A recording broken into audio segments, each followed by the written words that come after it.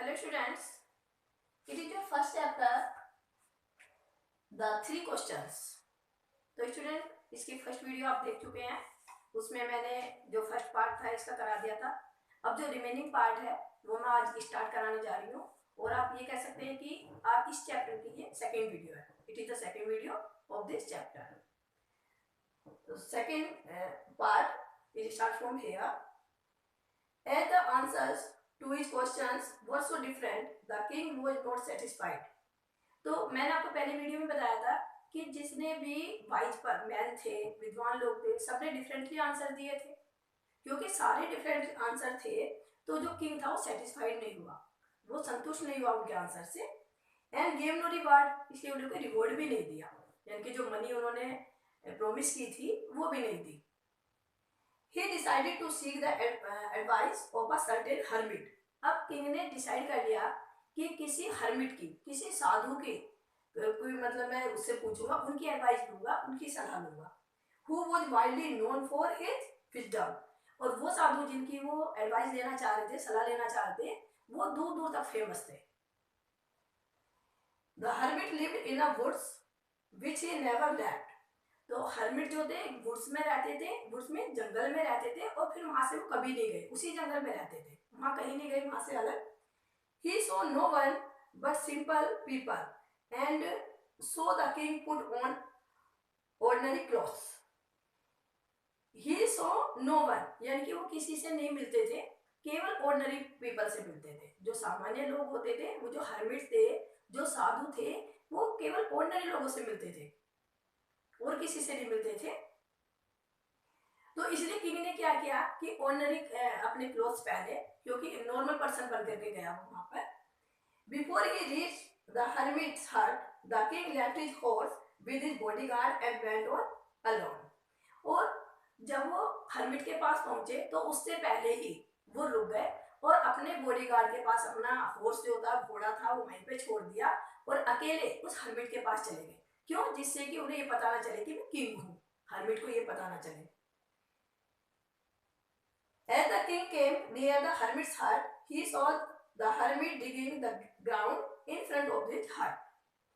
और जैसे king hermit की हट के पास पहुंचे, हर्मिट की झोपड़ी के पास पहुंचे, उन्होंने देखा कि जो हर्मिट है वो ग्राउंड यानी कि एक जमीन या उसको जो खेत टाइप उन्होंने बना रखा था छोटा सा, उसको डिगिंग कर रहे हैं, खुदाई कर रहे हैं, वहां पे खोदने का वर्क कर रहे हैं। He greeted the king and continued digging. उसने किंग का मतलब ग्रीट किया, उसको आदर सत्कार किया और कंटिन्यू खोदता रहा, ज्यादा बातों में नहीं लगा, अपनी कंटिन्यू अपना जो वर्क था वो करता रहा। The hermit was old and weak. As he worked, he breathed heavily. और वो हर्मिट जो था ओल्ड था और वीक था और वो बहुत लेबर का काम कर रहा था, खुदाई का काम कर रहा था। तो बीच में वो अपने कैसे कर रहा था, यानी कि तेजी से सांस लेने लगता था, जैसे वर्क करते करते तेजी से सांस लेने लगते हैं ना, इस तरह से। The king went up to the hermit and said, जो किंग था वो हर्मिट के पास गया और उन्होंने कहा, he saw the hermit, अच्छा ये तो हो गया, said, the king went up to the hermit and said, I have come to you, wise hermit, to ask you to answer 3 questions. कि वाइज मैन, विद्वान हर्मिट, मैं आपके पास इसलिए आया हूँ कि मेरे पास 3 क्वेश्चंस हैं, उनके आंसर मैं आपसे चाहता हूँ, इसलिए मैं आपके पास आया हूँ। How can I learn to do the right thing at the right time? कि मैं किस तरह से सीख लूँ कि कोई काम बिल्कुल राइट टाइम पे किया जाए, ये मैं सीख लूँ, ये मुझे पता चल जाए। Who are the people I need most? और कौन से लोग हैं जिनकी मुझे सबसे ज्यादा आवश्यकता होती है, सबसे ज्यादा नीड है, यानी कि किन लोगों का मैं कहना मानूं, कौन मेरे लिए इम्पोर्टेंट है, उनका मुझे पता चले। And what affairs are the most important, और सबसे ज्यादा जो इम्पोर्टेंट काम है, जो महत्वपूर्ण कार्य हैं, वो मेरे लिए कौन से हैं। ये मैं 3 क्वेश्चंस के आंसर फाइंड आउट करने के लिए, आंसर जानने के लिए आपके पास आया हूँ। The hermit listened to the king but did not speak. अब हर्मिट ने जो किंग के बात तो सुन ली उनकी, लेकिन कोई आंसर नहीं दिया। He went on digging, वो कंटिन्यू डिगिंग करते रहे, अपना वर्क करते रहे, यानी कि खोदते रहे। You are tired, said the king. Let me take the spade and work in your place.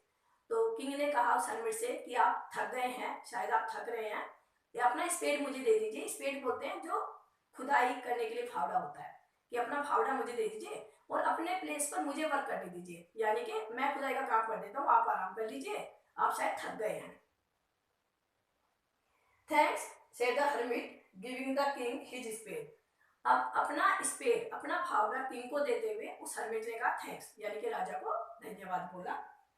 Then he sat down on the ground, और फिर जो हर्मिट था वो ग्राउंड पर बैठ गया। When the king had dug 2 beds, beds means क्यारियां। देखो एक तो होता है BED बेड, यानी कि जिस पर आप सोते हैं वो बेड हो गया। एक होता है S लगते बेड्स, बेड्स मीन्स क्यारियां, जो हम जमीन में क्यारियां बनाते हैं कुछ बोने वगैरह के लिए। तो ये When the king had dug 2 beds, जब राजा ने 2 क्यारियां खोद ली, यानी कि इतनी खुदाई राजा ने कर ली। He stopped and repeated his question, तो वो राजा रुका और अपने क्वेश्चन, जो 3 क्वेश्चन थे वो फिर से रिपीट किए। फिर हर्मिट से कहे। The hermit gave no answer but stood up. अब हर्मिट ने कोई आंसर नहीं दिया बल्कि वो खड़ा हो गया। Stretching out his hands for the spade and said, और अपना हाथ आगे फैला करके स्पेड के लिए कि भाई ठीक है ये स्पेड मुझे दो, फावड़ा मुझे दो। And said, now you rest and let me work.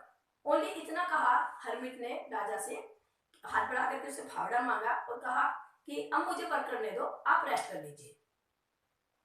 But the king did not give him the spade and continued to dig.